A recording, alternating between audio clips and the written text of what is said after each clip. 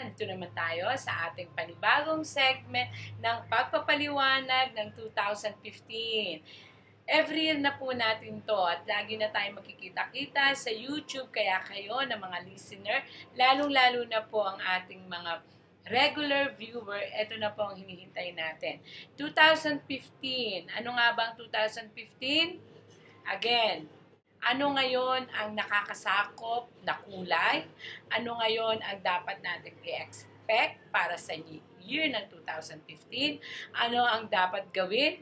Ano ang mga dapat nating sundin na alituntunin para ang year 2015 ay maging maayos, kapaki-pakinabang at higit sa lahat, maging prosperous. That's why andito na naman po ang inyong Madam Chi, ang inyong lingkod na magpapaliwanag kung ano mga dapat gawin. At lagi naming sinasabi sa inyo, lahat po ng bagay ay walang malas. Kung tatanggapin nyo sa inyong sarili na lahat ng bagay ay maaaring magbago for better.